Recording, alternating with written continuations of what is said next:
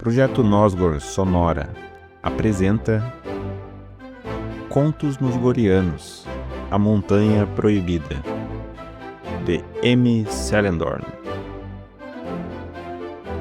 Aos 5, que mantiveram a chama da alma de Nosgor acesa por todos esses longos anos. Parte 1. As dúvidas do líder. Prólogo. Uma folha seca caiu de uma árvore próxima. A brisa soprou e carregou a folha para longe. Ela voou e foi ao encontro dos pés de um dos indivíduos. A dupla conversava, ao que parecia ser, pela última vez. Eles estavam em uma floresta, no continente oeste. Este é um dos muitos mundos mágicos que existem por aí. Seu nome é Nosgor. Está pronto. O último livro foi encerrado. Revelou o misterioso sujeito, numa longa capa cinzenta, com a cabeça coberta pelo capuz. Meu trabalho por aqui está concluído. Partirei para o leste. Penso em não retornar. Então é definitivo? Está mesmo decidido em partir? Indagou o segundo indivíduo, um elfo altivo, de cabelos longos e prateados, que lembravam uma verdadeira cachoeira argêntea. Nosso vilarejo será diferente sem você por aqui. Todos sentirão sua falta, apesar de sua presença ser despercebida na maioria das vezes. O pergaminho de aspecto gasto e envelhecido foi enrolado e colocado no interior de uma bolsa de couro. O sujeito de vestes cinzentas estava determinado em partir. O tempo dos anciões está chegando ao fim, respondeu, de maneira profética, com um rosto quase completamente coberto pelo longo capuz.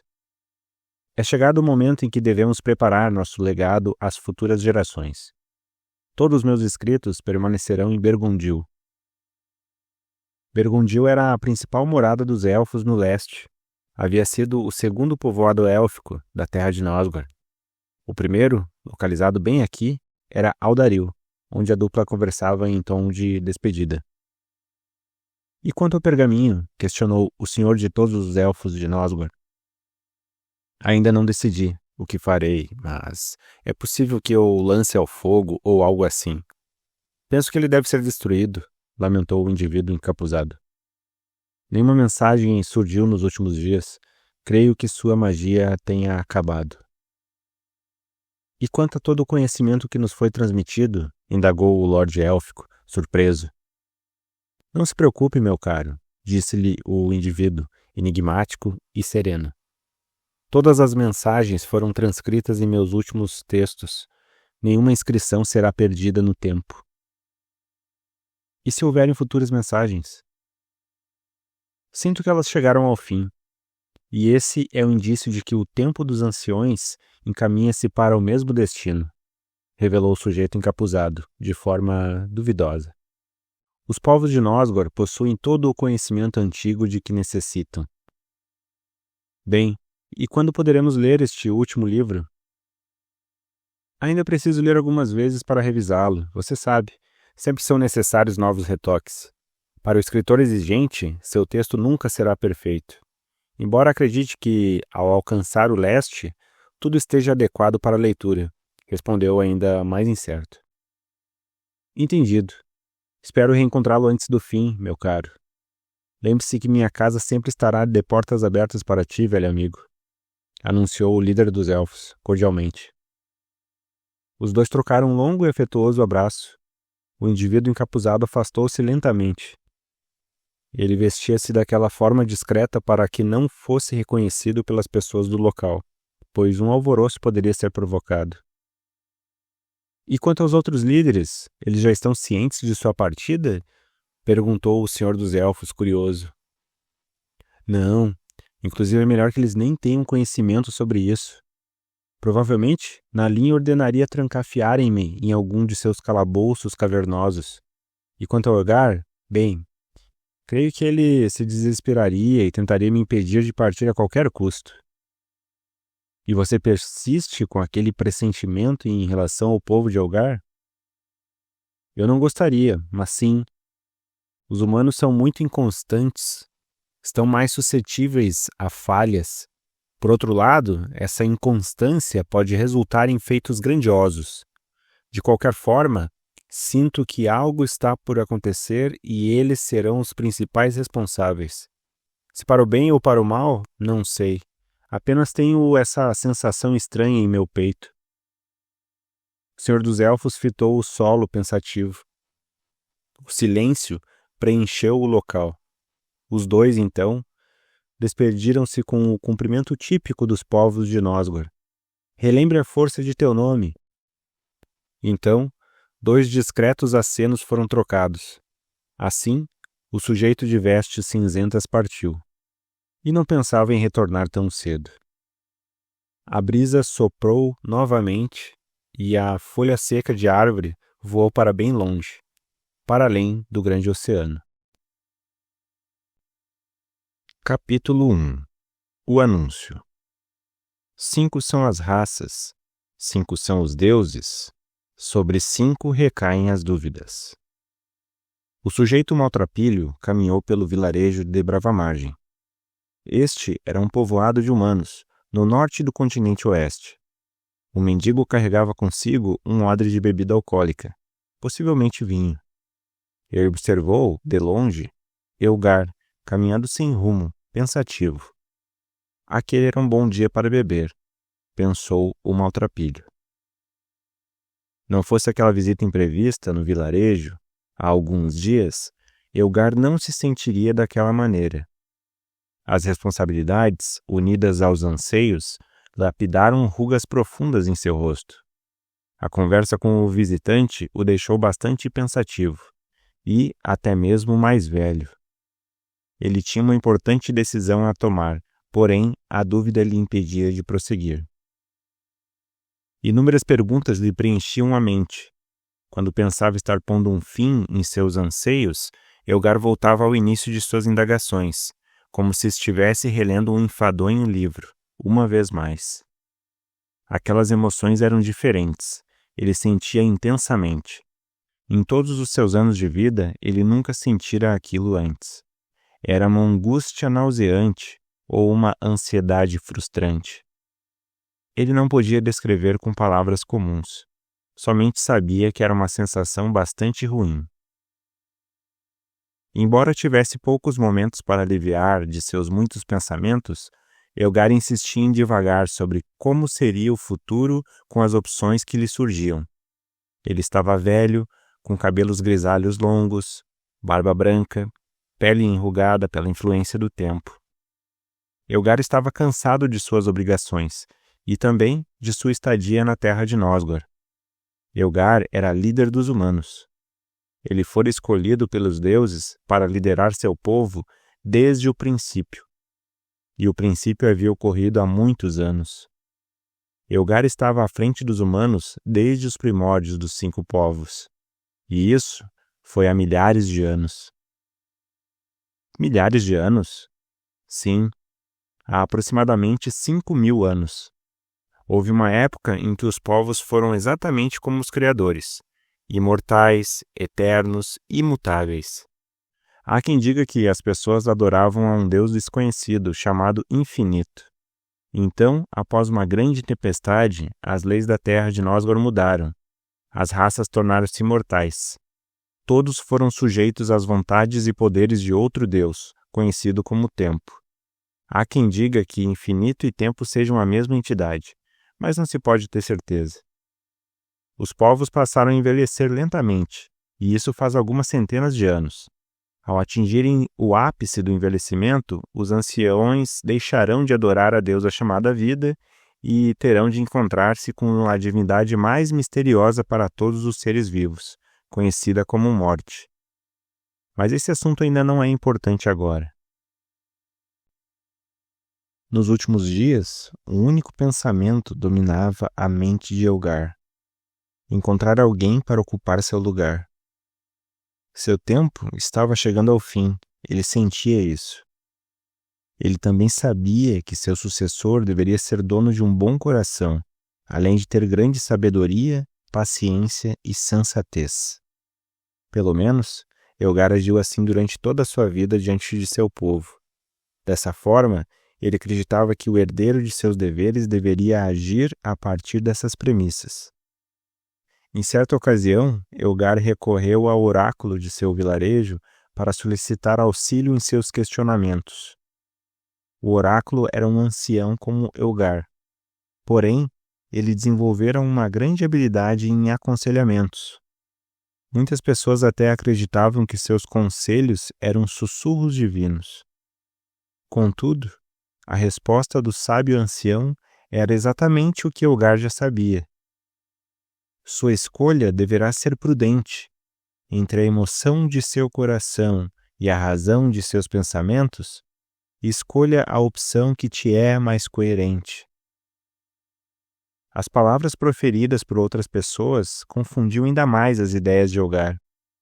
Por isso, quando confuso, o velho líder dos humanos costumava caminhar pelas campinas nos arredores do vilarejo, a fim de esvaziar sua mente de tantas indagações.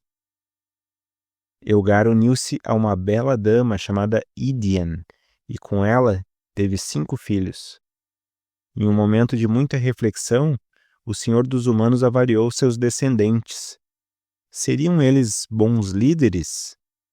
Todos eram adultos, comprometidos, sensatos e responsáveis. Este é um bom começo, Elgar pensou. Assim, o Senhor dos Humanos de Nosgor tratou de depositar em uma balança de juízo as qualidades e defeitos de seus filhos, a fim de descobrir se algum deles era dignamente apto para continuar sua missão. Ankar era o primogênito. Seu nome significa primeira esperança, no dialeto primitivo dos humanos. Embora seu nome despertasse uma sensação agradável, Ankar não representava a força de seu nome. Desde muito jovem, o primogênito mostrou-se bastante diferente de seu povo. Ele evitava grandes aglomerações e alimentava um tipo de aversão às pessoas. E, no fundo, ele sentia desprezo por elas. Embora sentisse que não necessitava da companhia de outros indivíduos, Ankar sempre visou tolerar a presença, no mínimo, de seus entes mais próximos. Sou melhor sozinho, dizia ele. Tanto se tornou melhor sozinho que foi o único dos irmãos que não se uniu a nenhuma mulher até então. Com o passar dos anos, sua feição branda e serena deu lugar a uma fisionomia rude e fria. Seus cabelos longos, na altura dos ombros, sempre tiveram uma peculiaridade em relação a todos os adultos jovens de seu povo. Eram brancos, desde seu nascimento. Seu relacionamento com o pai, desde sempre, foi bastante tempestuoso. Elgar considerava que, por ser o filho mais velho, Ankar tinha de ser o exemplo para os irmãos mais novos. Contudo, o excesso de cobrança do pai, unido à impaciência do filho, algumas vezes fundamentada, acarretava calorosas discussões. O primogênito dos humanos tornou-se um homem misterioso. Nos primeiros anos de vida, ele caçou ao lado do pai e dos irmãos. Mais tarde, Ankar abandonou a lança e mudou suas práticas.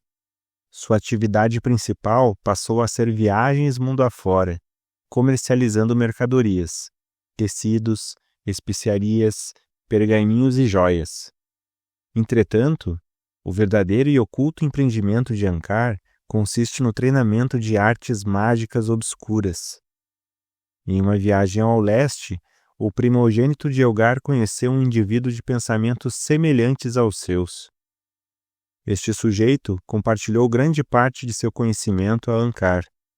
Este, por sua vez, tornou-se um poderoso e ardiloso mago, que lidera um seleto grupo de pessoas, raros indivíduos que possuem seu apreço. Egnaron, o segundo filho de Elgar, é, visivelmente, o mais afetuoso de todos os 5 filhos. Grande parte de sua nobreza e generosidade lhe foi herdado de sua mãe, Idian, uma mulher muito delicada e doce. Devido à sua grande estatura e força, Egnaron geralmente presta diversos favores aos moradores do vilarejo. Seu grande porte e estatura lhe resultaram em um título bastante peculiar, Egnaron, o Grande Urso. Seu nome, no idioma antigo, significa segundo fruto, ou broto. Desde muito jovem, Egnaron destacou-se entre as pessoas de sua idade por ser grande e corpulento. A fim de evitar os olhares alheios, o filho de Elgar tratou de raspar os cabelos. Sua ideia não funcionou da maneira que ele queria, pois, com sua cabeça lisa e brilhante à mostra, as pessoas passaram a lhe observar ainda mais do que antes. Felizmente, com os anos, todos se acostumaram com o visual e o grande porte físico de Egnaron, e ele também. Aliás, sua face, antes lisa, foi adornada com um bigode e um cavanhaque. Dentre os humanos, não há um caçador que maneje lança melhor que Egnaron. Ele é feroz, bravo e potente quando armado de uma lança. Nenhuma presa escapa de Egnaron. Em contrapartida, toda a ferocidade e dureza demonstradas nas caçadas de Egnaron somem totalmente quando na presença de sua família. Dos filhos de Elgar, Egnaron é o único que demonstra afetuosidade com seu pai, lhe ofertando apertados abraços e beijos na fronte. O que é meio difícil de acreditar se a pessoa não vê com seus próprios olhos tal cena, um brutamonte beijando a testa de seu pequeno pai. Egnaron casou-se com Carim, filha de Darlos, falecido caçador ancião, companheiro de Elgar, cujo nome foi designado a um vilarejo em sua homenagem. Carim, uma mulher impetuosa e forte, também foi caçadora por algum tempo. Contudo, após perder o pai, ela passou a se dedicar ao lar e às plantações. Mais tarde, o casal teve 2 filhos, Elden e Gelden. Inclusive, quando adulto, Elden foi o responsável por fundar o vilarejo em homenagem ao falecido avô. Atualmente, Elden é pescador, enquanto Gelden, seu irmão mais novo, é o líder do pequeno vilarejo de Darlos.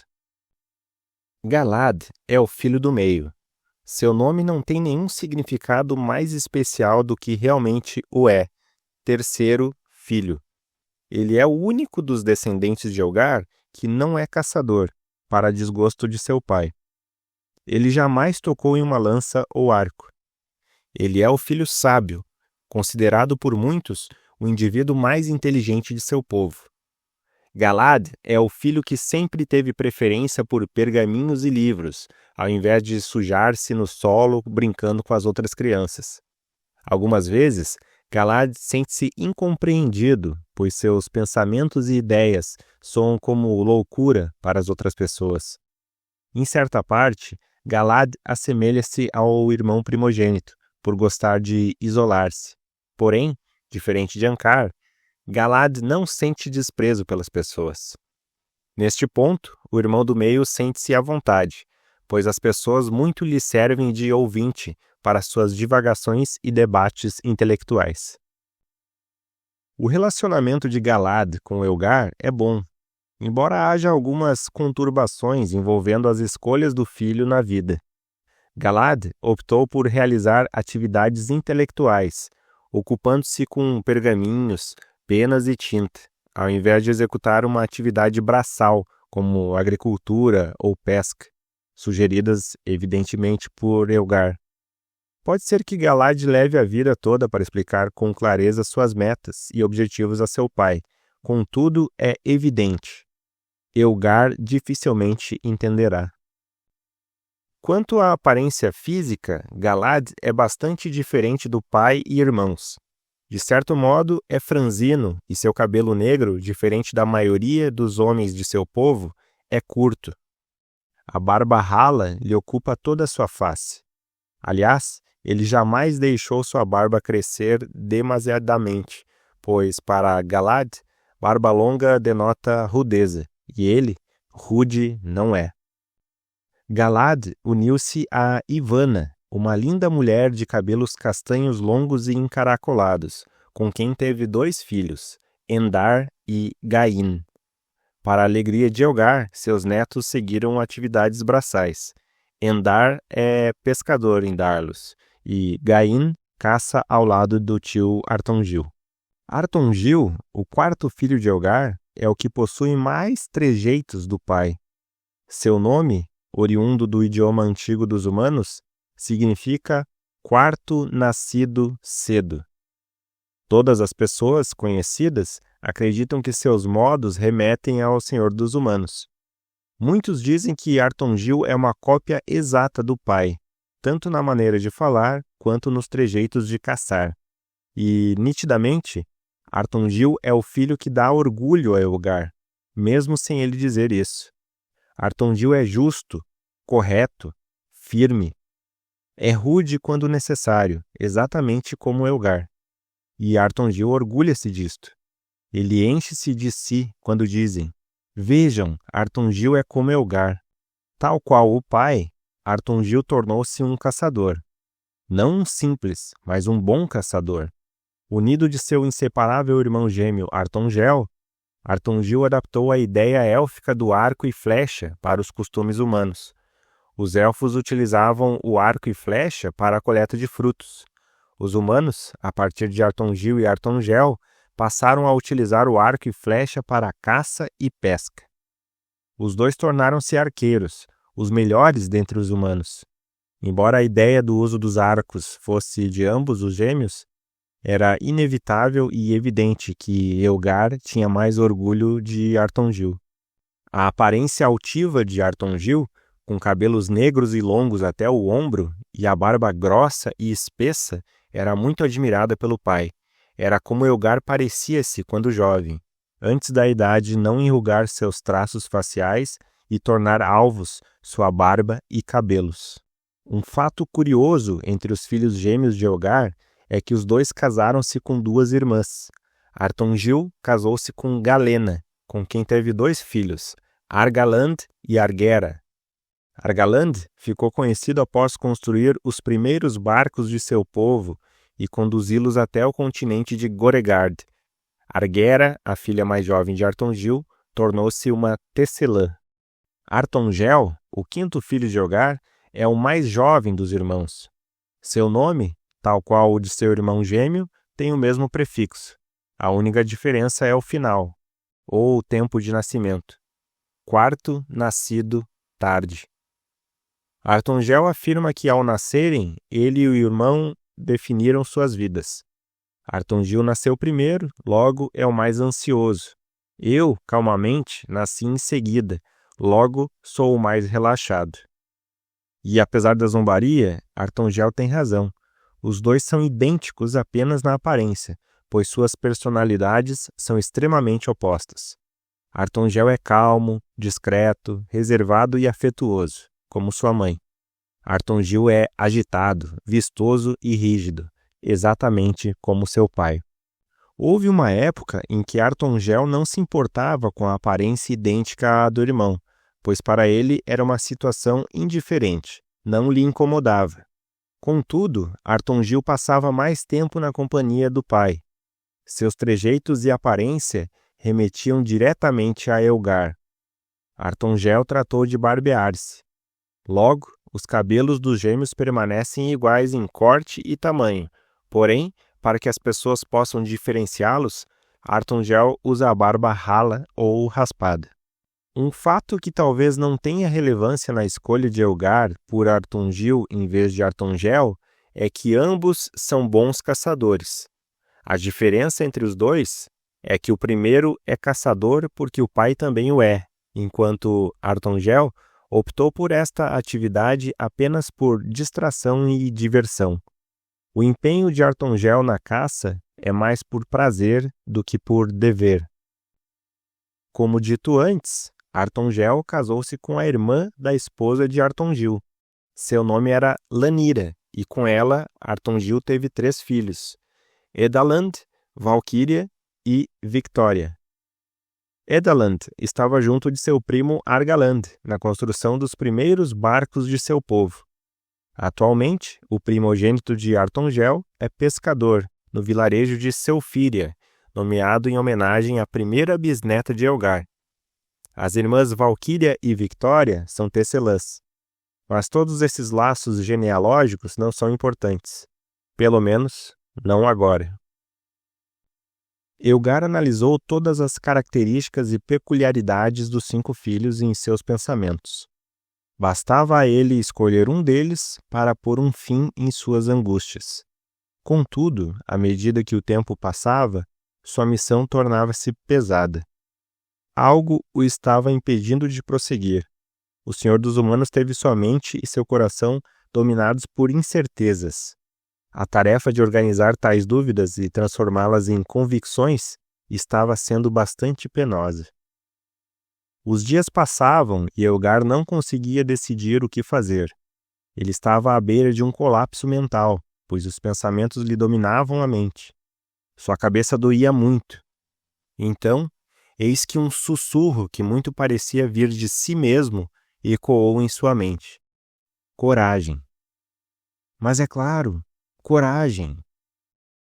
Elgar encontrou a resposta para todas suas perguntas. A resposta era coragem.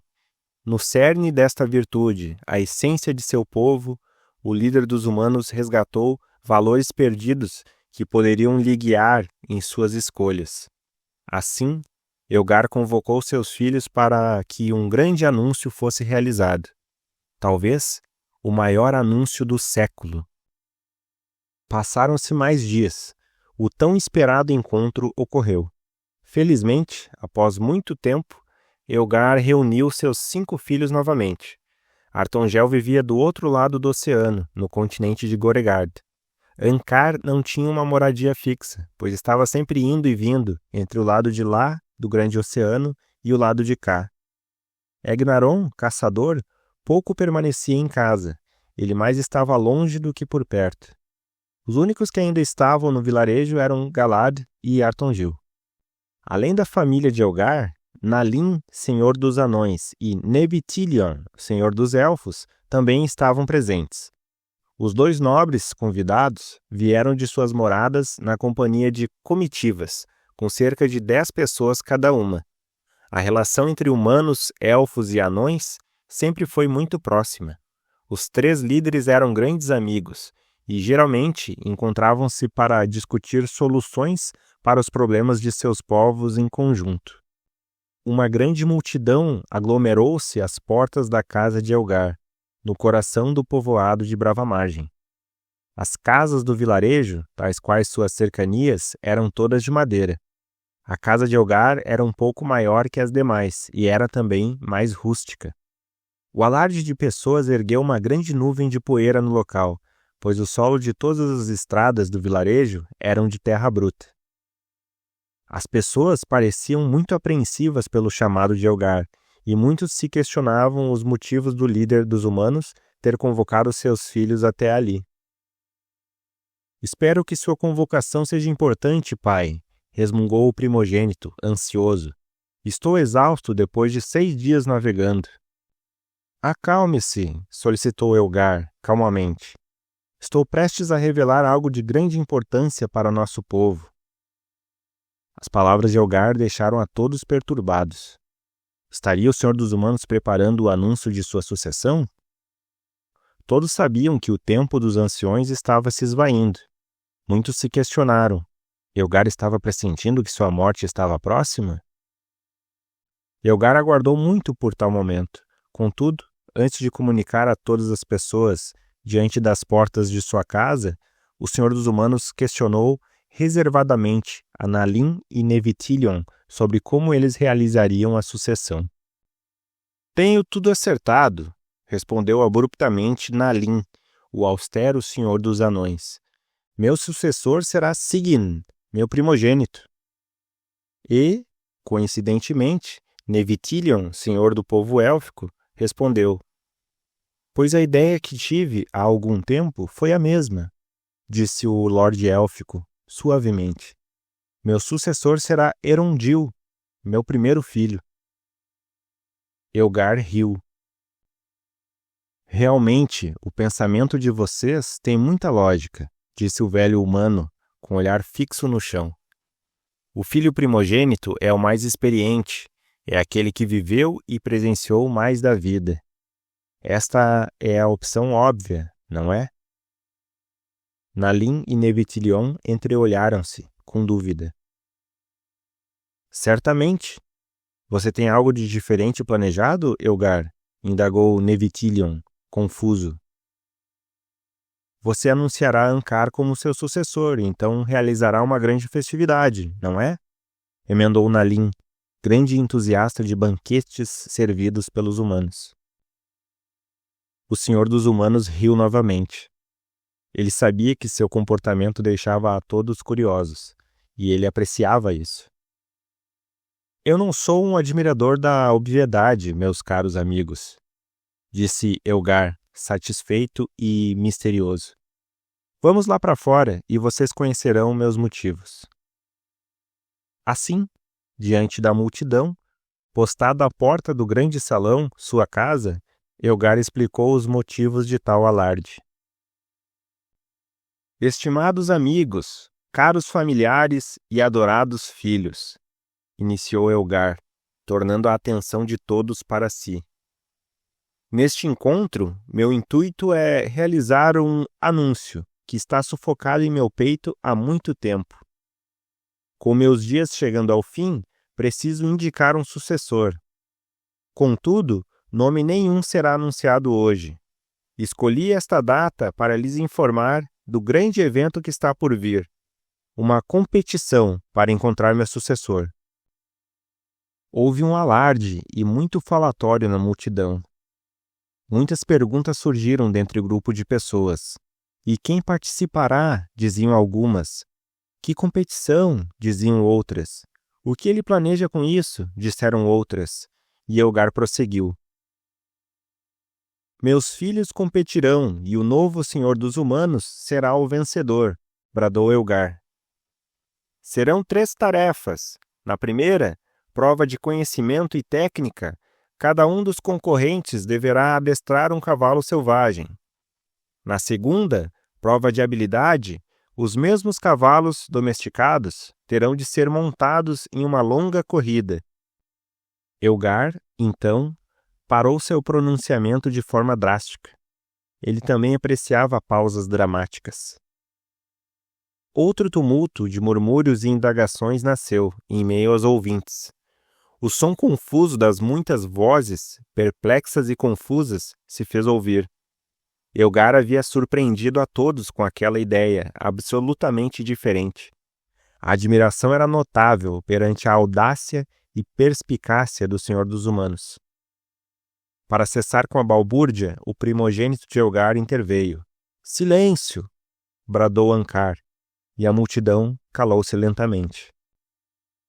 E a terceira tarefa, meu pai? Indagou Egnaron, rompendo o breve silêncio. O senhor não informou nada sobre a última tarefa. Elgar emitiu um sorriso raso e então respondeu.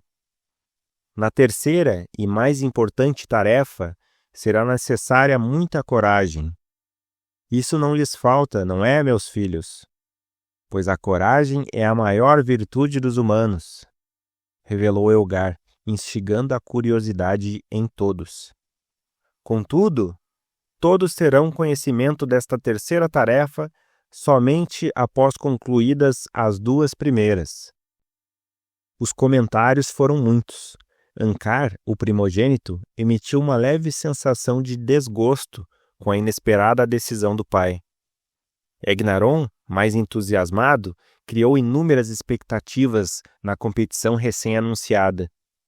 Galad ficou inquieto e preocupado, pois não levava jeito com animais e adestrar cavalos, para ele, era algo totalmente desconhecido. Enquanto isso, os gêmeos Artongel e Artongil animaram-se num misto de apreensão e empolgação. Elgar foi indagado sobre quando começaria a esperada competição.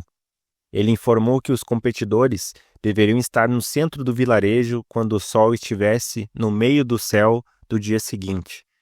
Em outras palavras, no meio-dia subsequente. Nalin e Nevitilion, muitíssimo curiosos, indagaram ao Senhor dos Humanos sobre o que se tratava a terceira tarefa. Elgar, em tom de desconversa e ironia, respondeu: Deverão aguardar como todos os outros, caros amigos. Não aprecio obviedade nem injustiça. Revelar a tarefa a vocês dois seria injusto com todos os outros. Em resposta, o anão e o elfo entreolharam-se e riram, num misto de dúvida e apreensão. Fim do capítulo 1.